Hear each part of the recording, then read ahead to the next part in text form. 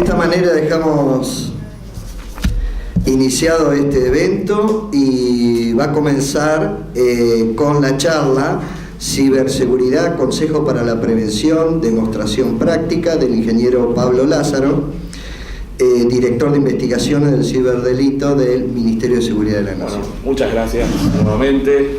Vamos a dar comienzo a esta primera capacitación conjunta entre el Ministerio de Seguridad y la Facultad de Ingeniería de la Universidad Nacional de Mar del Plata. Primera de las que esperamos sean muchas, ya que esto es algo que cambia permanentemente y tenemos que ayornarnos todos los días. Esta primera charla va a ser de concientización. Vamos a trabajar aspectos que tienen que ver con la vida cotidiana en el ciberespacio. Técnicas más comunes, muchas de ellas les parecerán obvias, pero créanme que en pequeñas investigaciones uno ve que los errores más graves o los más importantes se dan en cosas que supuestamente son obvias o simples, como una clave. Y a medida que avancemos la charla hablaremos de temas un poquito más complejos, pero que nuestra idea es que de aquí se lleven 5 conceptos básicos que puedan, les puedo asegurar, puedan complicarle la vida a cualquiera que intente acceder a su información, a cualquiera que intente hackearlos de alguna manera. Dicho esto, me gusta comenzar las charlas con una frase que dijo este señor, que es el ex CEO de Cisco. Cisco es una empresa de routers, diría hoy virtualmente los dueños de Internet. El 80 y pico % del tráfico de Internet a nivel mundial pasa por alguna de las infraestructuras de Cisco, que dijo que existen 2 tipos de organizaciones: aquellas que han sido hackeadas y aquellas que aún no saben que han sido hackeadas. Este mensaje lo que nos dice es que nadie está exento, que toda organización es blanco, que esta cuestión que uno tiene siempre de decir ¿quién me va a espiar a mí? ¿Quién me va a hackear a mí si yo no existo? Está muy por detrás de lo que realmente sucede. Y justamente en esta línea, este otro señor, que es el jefe del Mando Conjunto de Ciberdefensa de España, en una charla mucho más larga dijo que esta es la primera vez en la historia de la humanidad donde el ciudadano es la primera línea de defensa.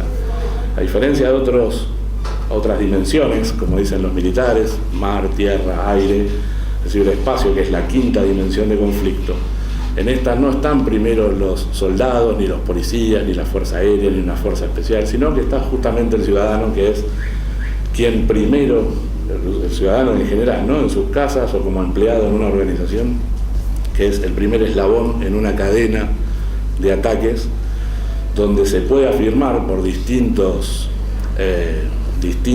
tipos de análisis que hay, distintos trabajos, que el 95%, no el 2, ni el 5, ni el 50, el 95% de los ciberataques efectivos comienzan con un phishing, que vamos a ver un poco más adelante, o sea, con el robo de contraseñas o con el robo de credenciales de los usuarios, que a partir de ahí se escalan en privilegios y se pueden cometer ciberdelitos mucho más complejos, pero siempre comienza por el usuario. Entonces, trabajamos en 2 grandes pilares en ciberseguridad. Uno es el aspecto netamente técnico, que tiene que ver con nosotros, los administradores de redes, de sistemas, programadores y demás, que por supuesto tenemos que tener la última actualización, el último sistema operativo, el último parche, el último driver, el último todo. Pero otro aspecto igualmente fundamental es el usuario. Dicho esto, vamos a comenzar con los 5 tips que les decía, que tienen que ver con distintos aspectos de lo que hace el día a día.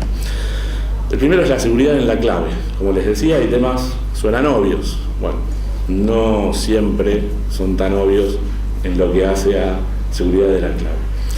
¿Por qué es importante tener una clave segura? No solo por la clave del correo, que ahora vamos a ver que no siempre alcanza a tener una clave por sí sola segura. Entonces imagínense si no solo alcanza a tener una clave segura, si la misma además es insegura.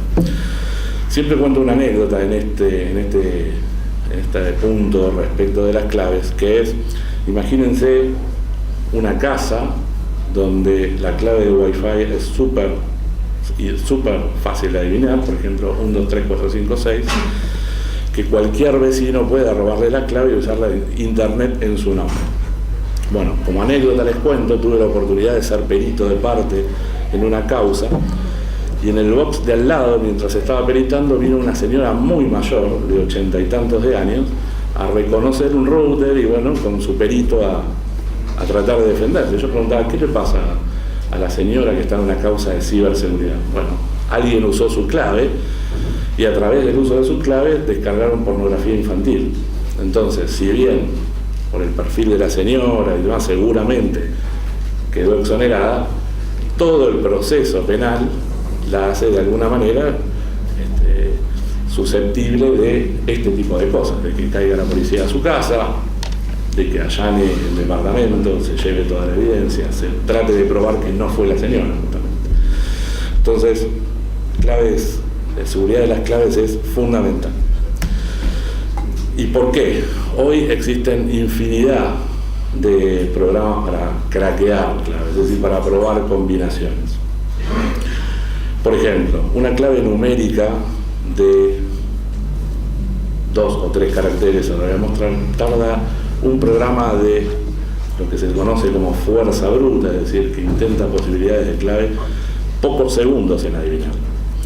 Cuanto más compleja es la frase o la clave, fíjense el ejemplo de arriba a la izquierda, que es un número con puntos, así todo, dicen que en un día con un poder de cálculo tradicional se tardaría en adivinarla. Luego, paso al otro extremo, lo que se habla de lo que se conoce como pasfrase, es decir, no un password, sino una clave frase más larga, como por ejemplo San Martín cruzó los Andes. Desde el punto de vista del cálculo actual, se tardaría, según un sitio que les voy a mostrar, 106 trillones de años en adivinar, probando todas las combinaciones.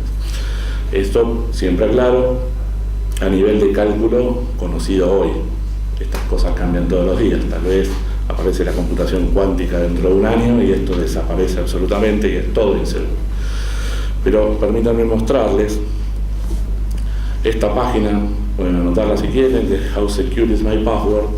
Permite configurar qué tipo de ataque recibiría mi clave, permite configurar si, por ejemplo, yo uso una clave para un Wi-Fi, como es el caso que vamos a probar, cuánto se tardaría cualquiera de los crackers, desde el que viene con el Kali Linux a los más complicados, en adivinar esa clave. Entonces, por ejemplo, yo llegué anoche, paré en un hotel en el centro, estaba en el bar, por deformación profesional pedí el Wi-Fi, tengo mi 4G, pero pedí el Wi-Fi solamente para probar.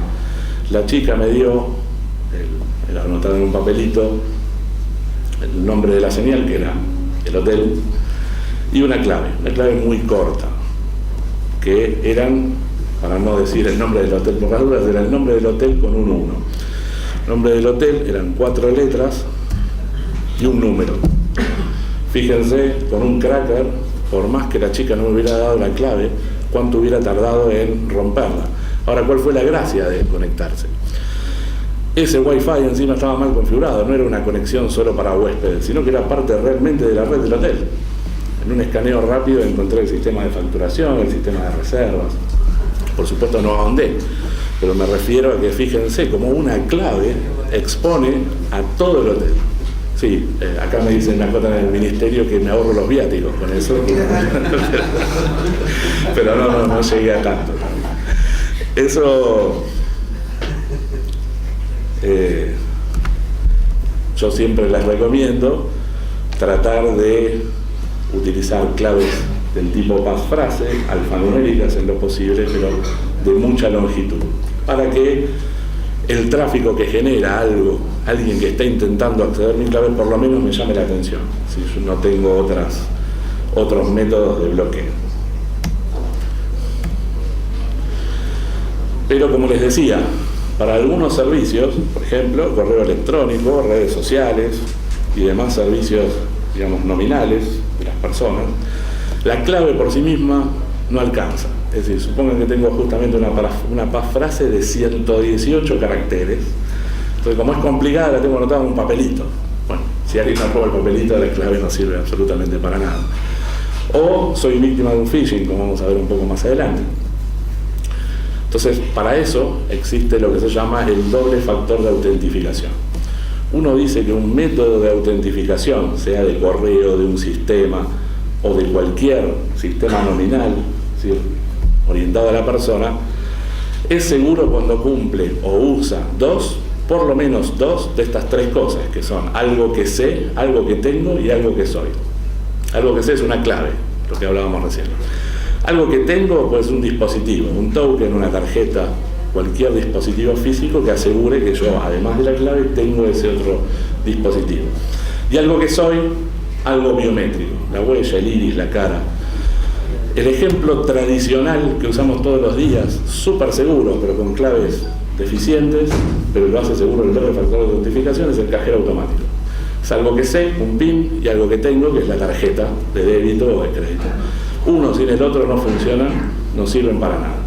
Esto es doble factor de autentificación. ¿Y en qué nos sirve esto en la vida cotidiana? Bueno, la mayoría de los servicios personales, sean Gmail, Hotmail, Yahoo, Facebook, Twitter, Instagram y demás, permiten activar doble factor de autentificación. Y esto, por más que les roben la clave, por más que caigan, sean víctimas de phishing, por más que alguien vea el papelito famoso, si ustedes no tienen, o sea, quien les roba la clave no tiene acceso al segundo factor, pero les muestro cuál es, no sirve para nada esa clave. ¿Cuál es el segundo factor de autentificación de estos sistemas tradicionales e distribuidos? El celular. Hay un montón de aplicaciones, hay un montón de servicios, pero yo les voy a mostrar el más sencillo de todo, que es activarlo con mensaje de texto. O sea, ustedes tienen, por ejemplo, este es el ejemplo de Gmail o de Hotmail, Yahoo, son todos iguales. Van a privacidad, activar segundo factor de autentificación. Les pide un número de teléfono, anotan el número de teléfono, eso les envía un mensaje de texto, ese mensaje de texto le da un código, ese código lo ingresan y dice, listo, activado segundo factor de autentificación. ¿Qué sucede a partir de ese momento? Cada vez que se conectan en un dispositivo nuevo, en una computadora de trabajo, en sus casas, durante 30 días no se los vuelve a pedir, pero la primera vez que se conectan, además de poner su usuario y su clave tradicionalmente, les va a mandar un mensaje de texto con un código, por supuesto, siempre distinto. Entonces supongan que les roban la clave, supongan que dejan ese papelito anotado, el atacante pone su usuario y su contraseña, a ustedes primero les va a llegar un mensaje de texto que si ellos no tienen ese mensaje de texto, no sirvió para nada todo lo demás. Es súper sencillo, como les decía, hay aplicaciones como el Google Authenticator y otras. Este es el más sencillo de todos, mensaje de texto, y les aseguro que le complican la vida a cualquier atacante. Phishing o suplantación de identidad es una modalidad de ingeniería social. Ingeniería social es cuando uno impersona a una organización o a otra persona para robar información. Bueno, el phishing especialmente está orientado a robar credenciales. Phishing viene literalmente, es un juego de palabras con la palabra pesca. Generalmente uno sale a pescar contraseñas y demás. ¿Cómo me defiendo del phishing? Primero generando conciencia, tratando de validar, van a ver algunos ejemplos en este momento, tratando de validar toda la información que me llega. Si uno empieza a tomar conciencia de que hay phishing masivo, que no está orientado a mí, eso es otra modalidad que ahora les cuento, sino que hay phishing masivo, que muchas veces con simplemente sentarse a mirar, se da cuenta que lo que están pidiendo es una ridiculez, empiezan a cambiar y a complicarle la vida a aquel que quiere conseguir clave de una organización. Por ejemplo, no sé si se llega a leer bien, pero estos son correos reales que se han recibido en el Centro de Ciberseguridad del Ministerio de Seguridad de la Nación. Fíjense que a un usuario X, que está borrado a propósito por supuesto, recibe un alerta de... no fui yo. Recibe una alerta de un supuesto administrador del sistema diciendo que su casilla está a punto de alcanzar el límite máximo, etcétera, etcétera, etcétera. Y le ofrece un link para que si pone la clave mágicamente el lugar se libera. Suena gracioso, pero de este tipo de técnicas que hay un montón de usuarios. Ahora, si En términos lunfardos, uno puede decir, paramos la pelota 2 segundos y se ponen a analizar. Yo soy usuario del Ministerio de Seguridad y recibo un mail de España, porque el dominio dice .es. Si antes de dar clic posiciono el mouse sobre el enlace, fíjense que me lleva a un dominio que se llama newwebmailaccess.site88. No tiene nada que ver con el Ministerio de Seguridad. Claramente esto es otra cosa. Bueno, se borra, se reporta y demás. Pero muchos usuarios le dan clic a estas cosas, ingresan sus credenciales y así es como se puede acceder por lo menos a un primer nivel, en este caso del Ministerio de Seguridad. Otro ejemplo muy similar, pero que en este momento habla de que el acceso fue indebido, se detectó actividad sospechosa, ingrese por favor su clave, lo mismo. O sea, si uno se fija, soy usuario del Ministerio de Seguridad y me escriben de un dominio llamado bio.net, ni idea, y me lleva a un servidor en Alemania el enlace. O sea, no tiene nada que ver, pero créanme, es muy común que caigan. Puedo mostrarles infinidad de ejemplos, son todos lo mismo, pero el enganche siempre es una alerta al usuario, siempre es decirle, se detectó actividad sospechosa en tu cuenta, por favor ingresá a este lugar, poné tu clave, y ahí es donde te roban las credenciales. Una variante del phishing, lo que se conoce como spear phishing, que literalmente es pesca con lanza, es decir, se trata de significar que es una pesca, un phishing específicamente dirigido hacia ustedes. Esto tiene muchas modalidades, pero la que más está de moda en este momento es, supónganse que Carlos es hincha de Boca y le gustan las armas. Sí, todo lo contrario, ya sé, pero entonces, bueno, leyendo sus redes sociales y demás, creo un portal específicamente para hinchas de Boca que le gustan las armas. Fenómeno. Le envío una invitación. Al enviarle la invitación, Carlos accede y dice, mira qué interesante, una comunidad para hinchas de Boca y personas fanáticas de las armas. Bueno, él ingresa sus credenciales. Bueno, está estudiado que 8 de cada 10 personas usan las mismas credenciales en distintos lugares. Entonces, yo no le robé la contraseña de Twitter, de Facebook, ni de correo, ni demás, pero seguramente esa clave que ingresó Carlos sirve para Facebook, para Twitter, para Gmail o para alguna de las redes sociales, y de ahí en más escalar. Es muy interesante esta modalidad, entonces más que alguien use mi contraseña, no le tiene que servir para nada. Y lo otro, tratar de no utilizar claves en sitios que no conozco, que esté utilizando en sitios críticos. Nunca se sabe quién es el administrador de un sitio, así parezca serio, un diario, lo que sea. Nunca se sabe cómo almacena esas claves, quién tiene acceso a leer lo que escribí y demás. Entonces, tratar de usar claves por ahí la misma, pero para sitios que no tienen interés. Ahora, lo crítico, el banco, mi cuenta de correo, Twitter, Facebook y demás, una clave específica que no tenga nada que ver con el resto. Esto es una demo de un phishing real, pero hecho, por supuesto, por nosotros. Fíjense, esto es la pantalla de Facebook. Supongan que recibí un correo diciendo que, digamos, mi cuenta está a punto de expirar, que ingrese al enlace para directamente cuando ponga la clave se va a arreglar mi cuenta y demás, etc. Bueno, fíjense que la pantalla a simple vista es la misma. Después, en este caso, por supuesto, es bien burdo a propósito, la URL no tiene nada que ver con Facebook, pero es bien burdo porque Facebook tiene un sistema de alertas y de monitores que si detecta sitios de phishing de Facebook, los reporta y los dan de baja. Pero esto es simplemente didáctico, es un sitio que está hosteado en Alemania. Pero lo que quiero significar con esto es que imaginen que aquí, por supuesto, diría algo muy parecido a Facebook, y está el famoso candadito. Candadito lo único que está marcando en este momento es que hay una conexión cifrada entre el cliente, es decir, el navegador, y el servidor al que estoy accediendo, en este caso el servidor de Alemania. ¿Por qué recalco esto? Porque desde que somos chicos se nos inculca que si el candadito está verde estamos bien y si está rojo estamos mal. Bueno, eso es una verdad a medias. Candadito a rojo lo que significa que la conexión no está cifrada o que el certificado de cifrado está expirado. Candadito verde significa que la conexión está encriptada, pero no quiere decir que esté accediendo a donde realmente yo quiero acceder. hay que tener mucho cuidado con eso. Pero bueno, fíjense, este es un sitio real, como les decía, vamos a poner prueba 10:11, inicio sesión. Ups. Pero fíjense, bueno, me dice que me lo bajaron hace un ratito, pero este era un sitio, ahora vamos de vuelta, espera.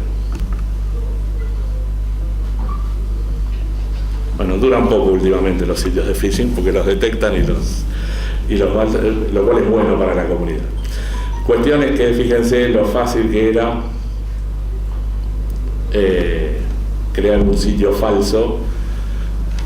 Lo probamos a las 9 de la mañana y andamos, pero bueno, vean cómo es esto. Lo fácil que es crear un sitio falso, engañar al usuario que ponga sus credenciales y de ahí en más alguien tomó las mismas y se pueden utilizar para esa red social en particular, pero como les decía, como esas mismas claves seguramente las estamos utilizando en otro lado, de ahí pueden escalar otros servicios. Esto con doble factor de autentificación no servía para nada. Me tomaron la clave, cuando la usen a mí me va a llegar un mensaje de texto que por supuesto no lo doy y el usuario no puede ingresar. Otro tip, otro vector de conciencia es el malware en general. Que tenemos un poco más de años en sistemas en general, éramos felices antes porque hablábamos solamente de virus. Hoy virus es una gama más de todo el malware. Tenés gusanos, adware, spyware, cryptolockers, troyanos. Por ahí si nos ponemos a discutir filosóficamente podemos seguir hablando de virus en general, pero bueno, hoy es toda una gran familia de malware. ¿Y qué es un virus, un malware, un spyware? En definitiva es un programa, no es nada biológico, no es nada, suena gracioso, pero créanme que no es algo que se contagia simplemente por tener la computadora cerca de otra, salvo que la otra columna que les decía, que es la parte técnica, no tenga suficientemente actualizada ni la red, ni el sistema operativo, ni los servidores en demás. ¿Cómo se mitiga el tema del malware en general? Teniendo un buen antivirus, pago o gratuitos, hay gratuitos muy buenos, pero siempre actualizado, teniendo las últimas actualizaciones del sistema operativo. Esto es fundamental, por más antivirus que tengan. Muchos gusanos o muchos spyware en general explotan vulnerabilidades del sistema operativo. Sin ir más lejos, el último gran tema que sufrió la humanidad en general con malware fue el WannaCry, que fue masivo, arrancó en Europa y terminó en Sudamérica y se afectaron cientos de miles de computadoras. Se pudo haber evitado porque en realidad ese spyware, ese gusano en este caso, explotaba una vulnerabilidad ya conocida meses antes del Windows. Microsoft emitió un parche diciendo esto es un error conocido, por favor actualicen y solucionenlo. Por supuesto no se emparchó y así han caído empresas importantísimas, como por ejemplo Telefónica en España, bancos, el sistema de salud de Estados Unidos. Todo se solucionaba más allá del antivirus actualizando y teniendo la última versión. Pero como les decía, esto por ahí es una fase un poco más técnica, pero como usuario, con tener conciencia de dónde me estoy conectando, de qué archivos abro. Si yo no estoy esperando ningún archivo, justamente siguiendo el ejemplo con Carlos, y de repente aparece Carlos hablándome en inglés con un archivo adjunto, digamos, tengo que sospechar. Bueno, créanme que es el principal vector. Cuando Carlos está infectado, empieza a disparar mails a su libreta de direcciones con adjuntos infectados y así infecta a otros usuarios. Teniendo antivirus, teniendo la última actualización y, como decía al principio, teniendo conciencia, es muy difícil que uno se infecte. Y nos vamos acercando a temas, digamos, no más complicados, pero sí más elaborados, que tienen que ver con la seguridad de dispositivos móviles. Hoy todos utilizamos distintas modalidades de móviles, desde el celular a una tablet, a handheld, los un poco más viejos, y sin ir más lejos, los notebooks. Todas son computadoras y por lo tanto tienen su sistema operativo y pueden ser desde infectadas con malware, ser víctimas de distintos tipos de abusos, de distintas modalidades del ciberdelito, pero la mayoría de ellas, sobre todo con los grandes proveedores como Android, para la gran parte de la comunidad celular, y iPhone, que tienen sus sitios de descarga de aplicaciones bastante seguros, se solucionan también generando conciencia. ¿Por qué decimos esto? Uno tiene, por ejemplo, en el caso del celular, acceso a la vida de la persona. Así como está la caja negra cuando se cae un avión, el celular hoy podemos afirmar que es la caja negra de los humanos. Esto es así, digamos, cuando hay un accidente y uno hace una forencia de un celular, que después seguramente algo hablarán en charlas posteriores. De esa forencia puede saber dónde estuvo la persona, con quién habló, su agenda, dónde va a ir, dónde iba a ir. El celular es nuestra caja negra. Si yo permito el acceso a las personas indiscriminadamente, por supuesto estoy dando acceso a mi vida. Bueno, el primer tema es proteger el acceso físico a mi celular. Mucha gente no protege con contraseña, ni con patrón, ni con huella, ni con cara, ni con distintas de las cientos de modalidades, porque incluso se pueden combinar, que da hoy el celular. Pero por favor acostúmbrense a usarlo. Hoy que te tomen un celular y te conecten a otro lado, se tarda segundos, pero teniendo estas contraseñas, por lo menos complican un poco más la cuestión. Y por último, en el caso de los celulares, lo más interesante es prestar atención cuando uno descarga aplicaciones de, por ejemplo, el Play Store. Este es un ejemplo real. Existe una aplicación, o al menos hasta hace una semana, que se llama La Calculadora del Amor, que supuestamente es una aplicación de un horóscopo que tiene muchas descargas. Un horóscopo que te pregunta tu fecha de nacimiento, te dice qué signo sos, con quién sos compatible, qué sé yo. Pero fíjense, si prestan atención antes de instalarlo, les pide ciertos permisos. Una aplicación que debería decirme el horóscopo me pide acceso a mi Wi-Fi. ¿Por qué? Digamos, a mis archivos multimedia, digamos, a fotos y demás cosas que tengo en mis descargas, y a mi ubicación, al GPS. ¿Por qué una aplicación? O sea, podemos explicarlo desde teorizar, sí, claro, porque en el hemisferio sur el Acuario no es lo mismo que Géminis y demás, no lo sé. Pero que una aplicación me pida todas esas cosas, claramente para mí está tratando de robarme.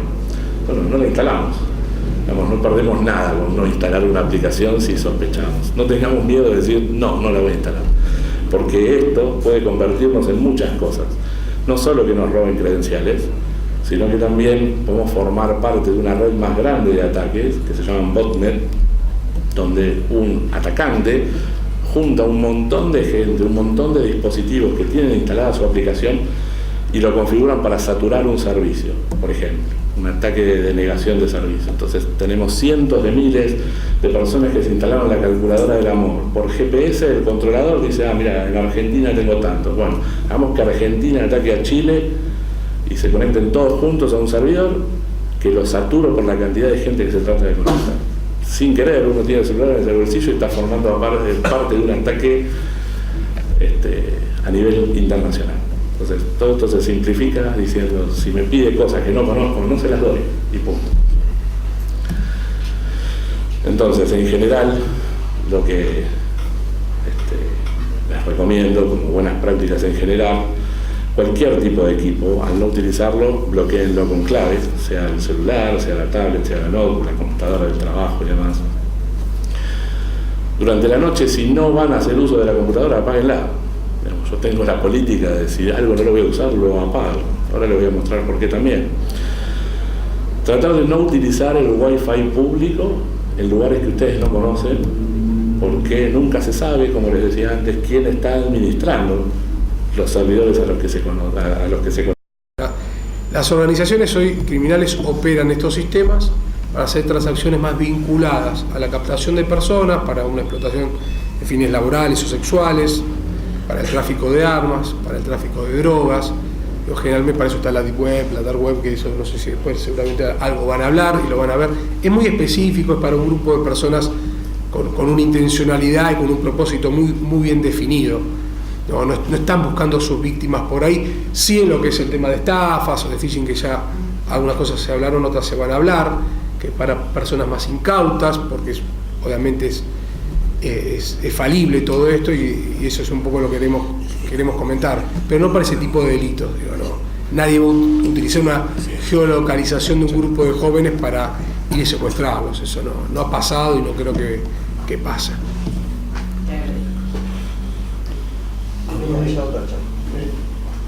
¿Qué tal? Buenos días. Buen día.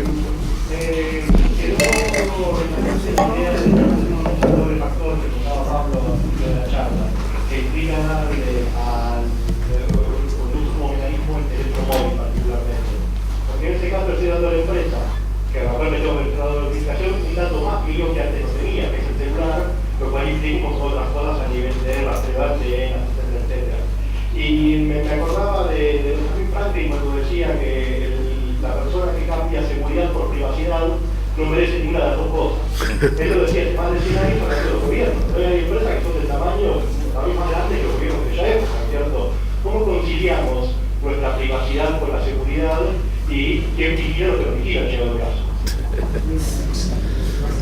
Bueno, gracias por la pregunta sencilla. Terminó la jornada acá. No, bueno, es la gran discusión del momento, digamos. Hoy la mayoría de los privados, o sea, una telefónica, un proveedor de internet, Google, Facebook o Gmail, tienen muchísima más información que el gobierno. Esto es así. O sea, respecto de darle el teléfono, recuerden que yo les decía, hay un montón de otras maneras, hay una aplicación, hay tokens, hay otras maneras, esta es la más sencilla. Pero justamente con Google, darle el teléfono es el número de teléfono, lo que menos, de donde menos te van a sacar información. Fíjate que si tenés el GPS prendido con el Google Cards, te recuerda hasta cuándo va a salir tu vuelo. Es decir, ¿cuándo le dije que iba a salir mi vuelo? Porque recibiste un mail con el check-in y te avisa, mirá, está el vuelo demorado, anda saliendo al aeropuerto. Saben más que nosotros mismos de esas cosas. Entonces, el límite entre privacidad y seguridad va en, como decíamos al principio, de quién te querés cuidar. Digamos, si yo lo que no quiero es justamente que me roben información para digamos, afectar mis bienes, para que sepan no mis movimientos, sino información sensible, como su información de los hijos o temas laborales que tienen que ver por ahí con secreto profesional y otras cuestiones. Bueno, ahí uno apela a estos medios como el segundo factor de autentificación, no para que no lo tenga la empresa, porque Google lo tiene igual, digamos, sino para cuidarse de justamente los locales o remotos que puedan llegar a hacer algo con la información en sí. Pero el caso de Facebook recientemente nos plantea una gran dualidad y hasta diría, no con cierta ironía, pero más o menos cierta hipocresía. El caso de Google, de Cambridge Analytica, que está en los medios. ¿Por qué? Porque Facebook, si uno lee, todos le damos OK y creamos la cuenta, pero si uno lee el disclaimer, o sea, desde el momento cero, Facebook te dice, mirá que yo voy a usar tu información y la voy a explotar comercialmente. Lo dice claramente, te dice todos tus likes, todos tus shares, todo tu historial de navegación, lo voy a poner a disposición para que te vendan lo que se llama publicidad basada en contexto. Está súper claro y súper escrito. ¿Qué pasó con Cambridge Analytica? Es que, bueno, accedieron a mucha más información de forma masiva de lo que debería obtener cualquier proveedor de Facebook. Pero el problema de fondo ahí ni siquiera es Facebook, como digo, siempre fue súper blanqueado el tema, sino que, no sé si recuerdan, pero el gran juicio a Cambridge Analytica es porque hubo un boom de noticias falsas donde afectaban la campaña Hillary-Trump.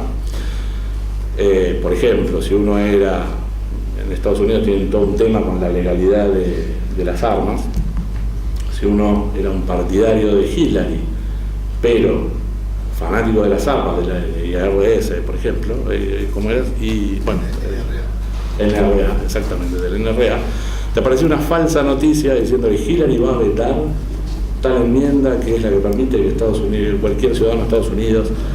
Ahora, eso impacta negativamente en la psicología y es lo que dicen, está por probarse, torció cierta porción de la población votante.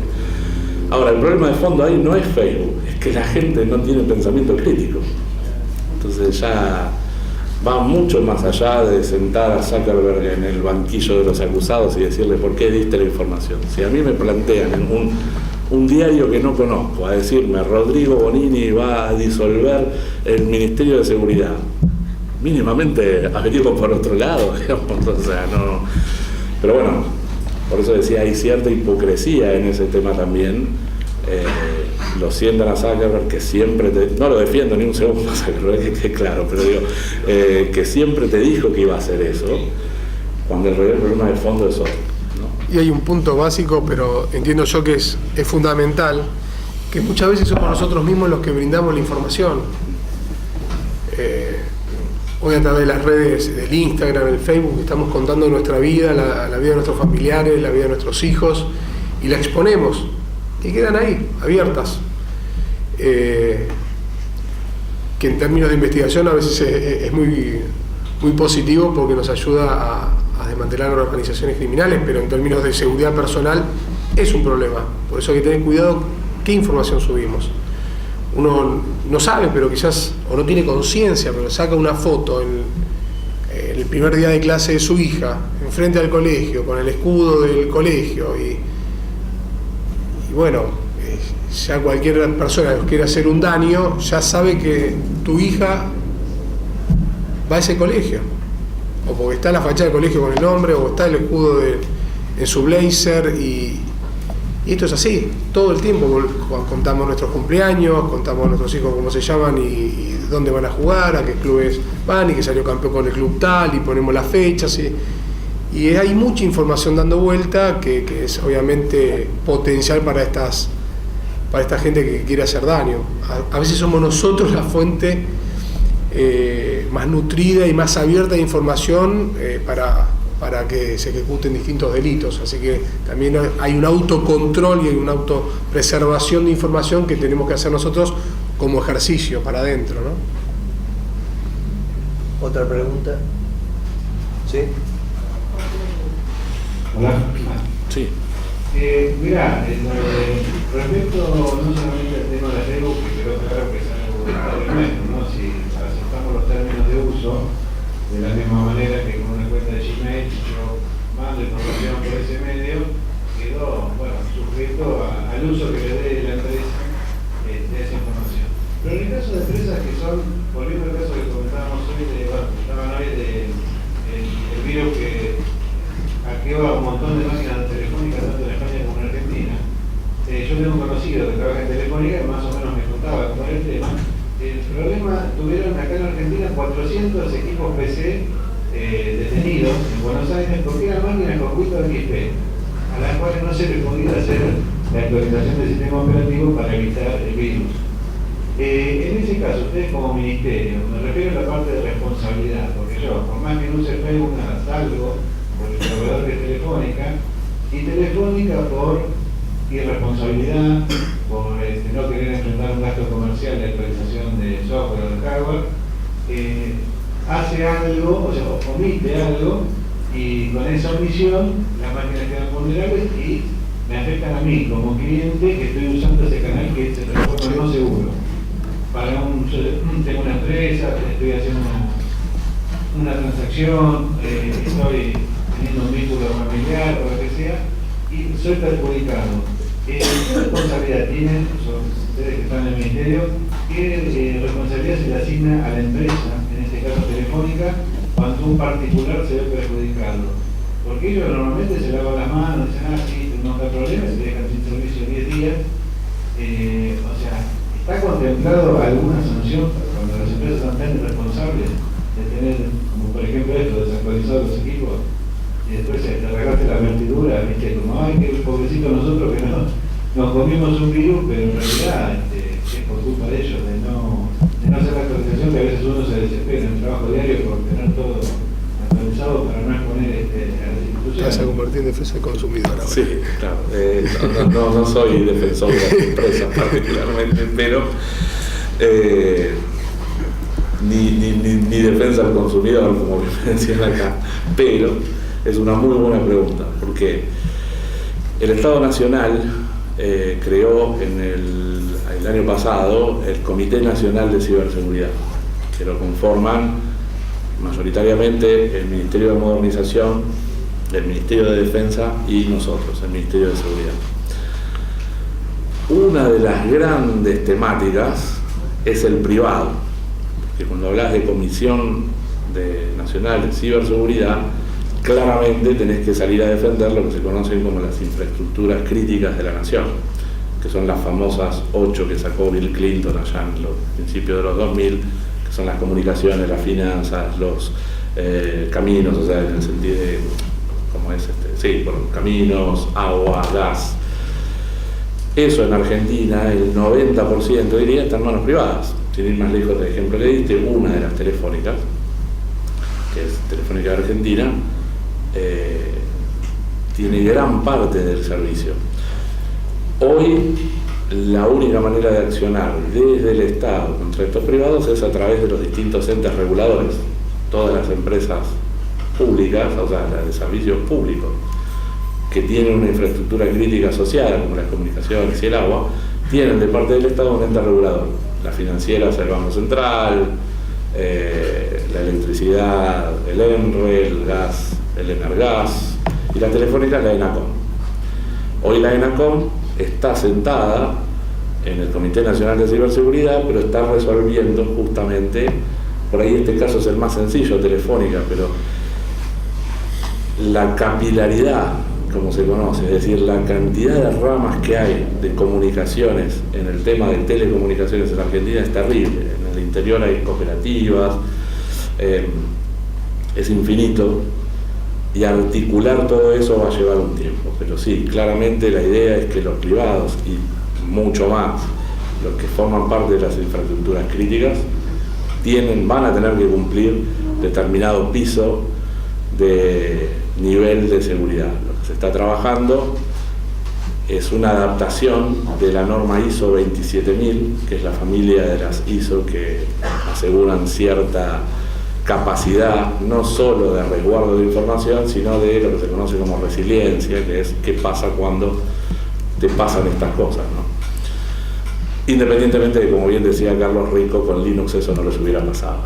Pero bueno, no sé si contesté. Sí, y eso fue como uno de los grandes desafíos que tuvimos en nuestra gestión a través del Ministerio de Seguridad de la Nación, que era sentar, primero identificar a todos los actores que entendíamos iban a ser nuestros aliados estratégicos en una complejidad tan grande como el cibercrimen, con todas las aristas y las capas que comentaba Pablo, que son realmente complejas, y con la diversidad y los desequilibrios económicos de capacitación y incluso territoriales que tiene nuestro país, ¿no?, tan extenso.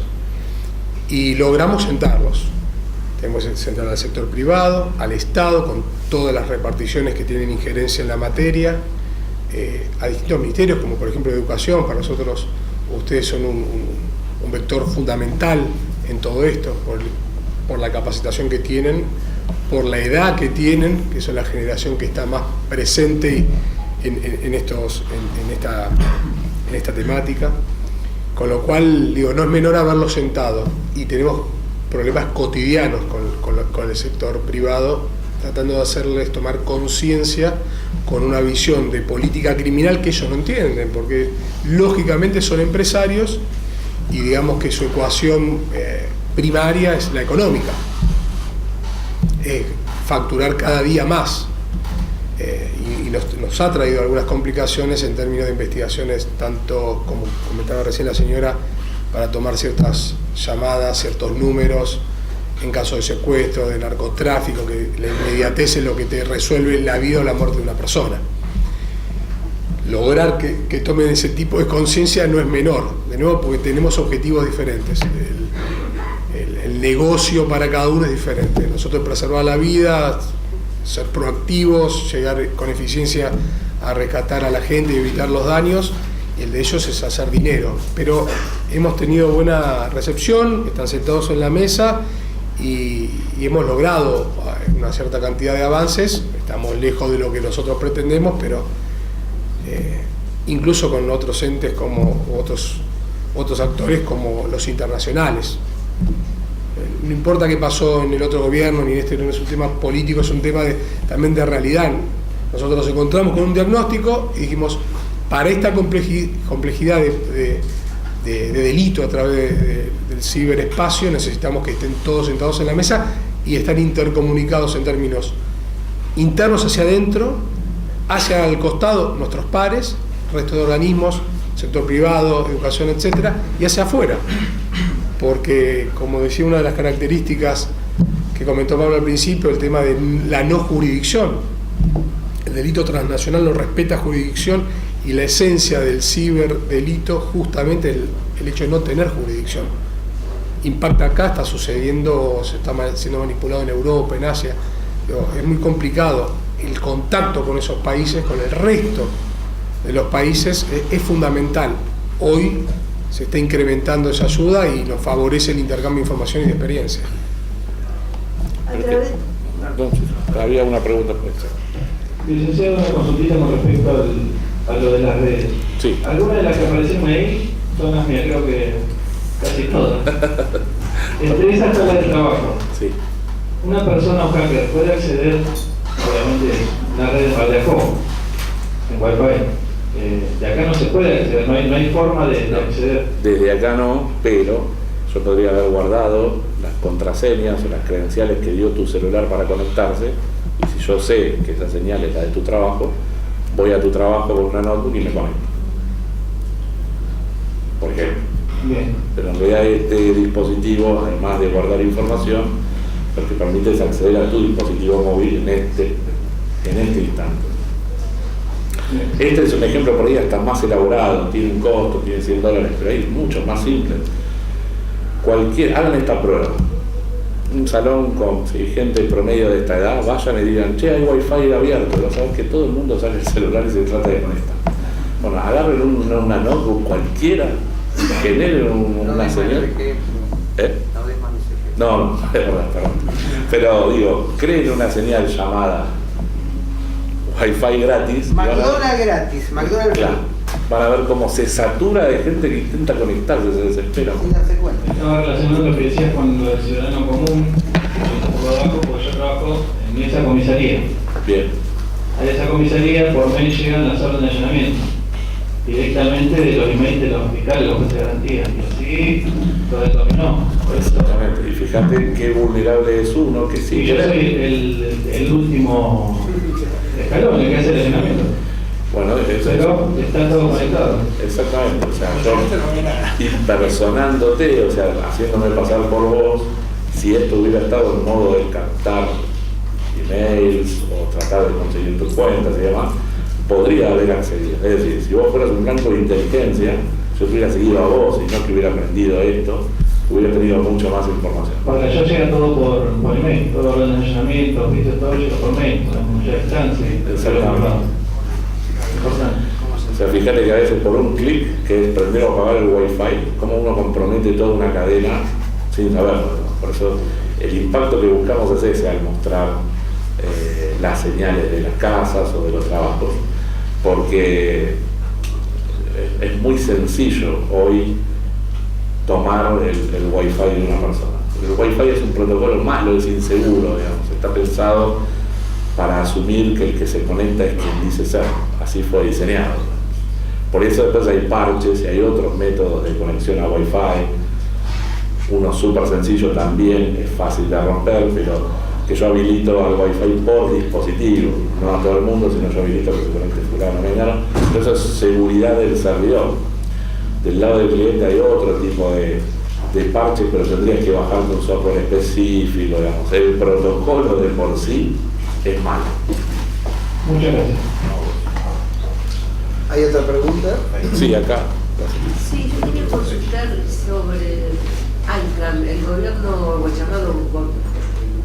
Quería preguntar sobre ICANN, el gobierno mundial de Internet, donde se reúnen usuarios, países y las empresas, si se trata de este tipo de problemática y se analiza porque evidentemente es un problema global. Claro. Si se apunta a alguna solución global desde ese sector. Bueno, ICANN, cuento en general por las dudas, es el gran administrador de dominios. ISO es un poco el que se junta a debatir el futuro de Internet. Pero ICANN es el que administra los registradores. O sea, uno quiere registrar un .com, un .net o un .ru y va a un registrador.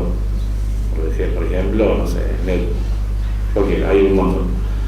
Él es el que regula a esos dominios, entre otras cosas, y es el que asigna originalmente los dominios de primer nivel. En el caso de Argentina, el .ar, que se le delegó al NIC Argentina, en realidad está delegado por el ICANN, que es el consorcio de Internet que administra los dominios, que es totalmente distinto a quien administra las direcciones IP, que es la forma física en la que se conectan.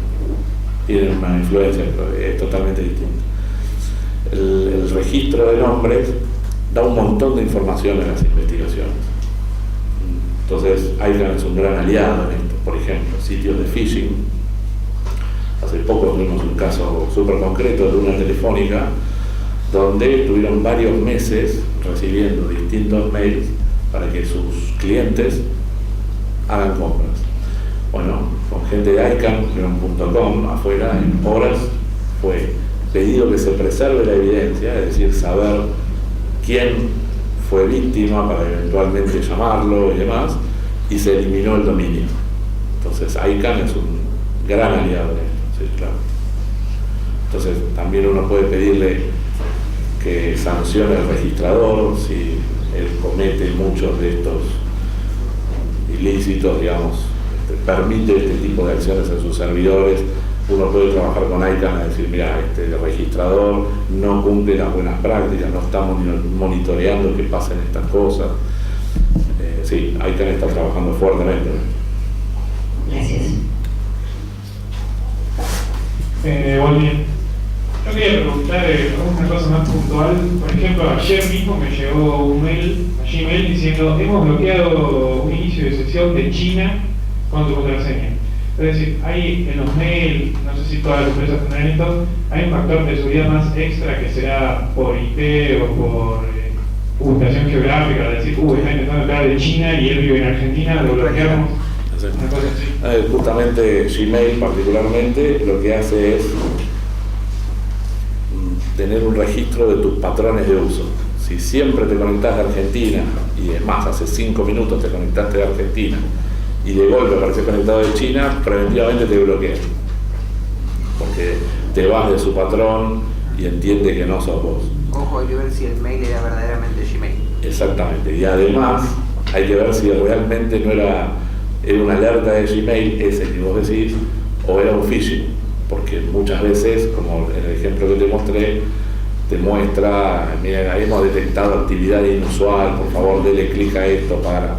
Eso también puede ser. Todo eso se soluciona con doble factor de autentificación, porque aquel que tenía tus credenciales para entrar desde China o desde acá a la vuelta, si no tenía además acceso a tu celular, no podría haber ingresado. En el caso de que sea real el ingreso de China, ¿no?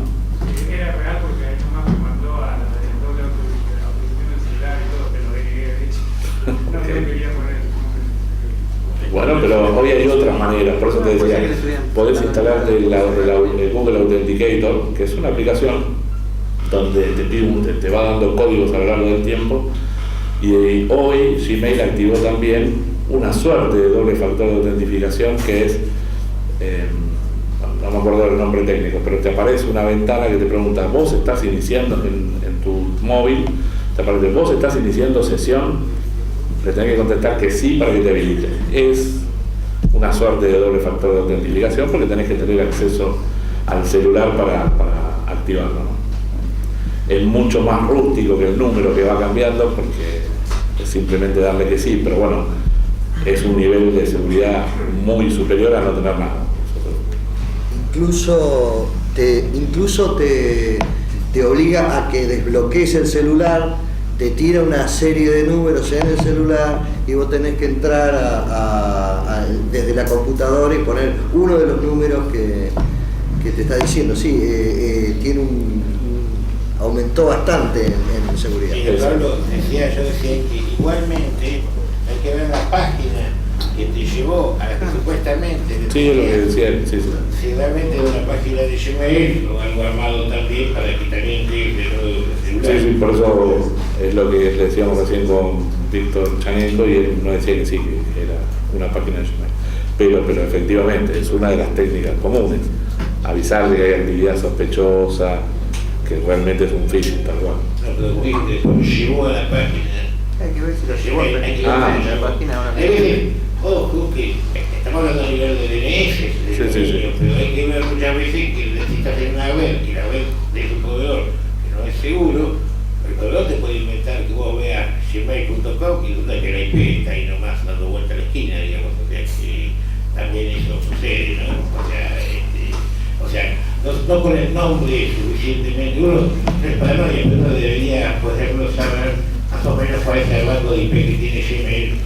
Y realmente si cuando estás poniendo www.gmail.com, realmente la página de Gmail o es una copia de Gmail. Bueno, ahí sí sirve el famoso candadito que decíamos antes, porque Gmail tiene certificados guardados en los navegadores más tradicionales, y ahí sí, si ves en gmail.com el candadito tachado, es algo malo. Es como dice Carlos, alguien está trabajando sobre el DNS para llevarte hacia otro lugar. Bien la participación, muy bien, ingeniería de eso. Igual es mi duda. La pregunta mía va a decirte, hay mucha gente que utiliza la computadora emuladores de Android o teniendo Ubuntu utiliza emuladores de Windows. ¿Qué control de seguridad puede tener uno con un emulador? Hay muchos emuladores de Android que se conectan a través de redes externas, o sea, generan una IP inexistente, y hay que toma un control cuando instala aplicaciones en el emulador. ¿Qué control tiene uno de seguridad sobre su computador? ¿Usted aconseja o desaconseja el uso de esos emuladores? Bueno, ahí son para mí dos temas distintos. Uno es la virtualización, que es generar una máquina dentro de otra, con VMware, VirtualBox o cualquiera de eso. Y otra es el emulador. Un emulador es Wine. Wine es un emulador de Windows en Linux que permite, teóricamente, que una aplicación Windows corra de forma nativa en Linux. Nunca anda bien, esa es la verdad. O sea, podés correr pequeñas cosas como el Paint, no mucho más que eso. Y ahí la seguridad va en la seguridad que tengas vos en el sistema operativo. O sea, si tu Linux, por ejemplo, tiene el SE Linux prendido y no permite exploits y demás, me pongo técnico, pero porque es la manera de responder, porque si alguien no entiende, me avisa. Si vos activás un módulo que es de seguridad en Linux, digamos, entra en las generales de la ley que le corresponden a todo el resto de las aplicaciones. Y el VMware es como si tuvieras otra computadora. O sea, dentro del VMware vos podés instalar otro sistema operativo totalmente distinto, y va en la seguridad que le pongas a ese sistema operativo, que tenga los últimos parches y demás. Ahí es comparable a tener dos computadoras distintas, donde la computadora host, o sea, la que instala el VMware, el VirtualBox o lo que sea, da determinados niveles de seguridad, pero generales como a cualquier otra aplicación que tenga. Por ejemplo, vos podés tener un VMware, o sea, una máquina virtual, con algunos trucos, por ejemplo el fake net, que le hace creer al VMware que está conectado a internet, y ves el comportamiento o qué quisiera hacer la aplicación que estás tratando de ejecutar. Es decir, para la aplicación está conectada a internet, empieza a hacer pedidos, se conecta supuestamente, pero realmente no está saliendo de tu computadora. Pero eso es en el caso de que vos quieras probar la seguridad o hacer lo que llamamos un sandbox para probar malware, por ejemplo. Pero en general, si hablamos en líneas generales, emulador le corresponden las generales de la ley, de lo que tengas para el resto de las aplicaciones en ese sistema operativo. Y máquina virtual le corresponde la seguridad que le des a esa computadora, equiparable a tener dos computadoras distintas. ¿Alguna otra pregunta? Bueno, si no hay preguntas, un aplauso.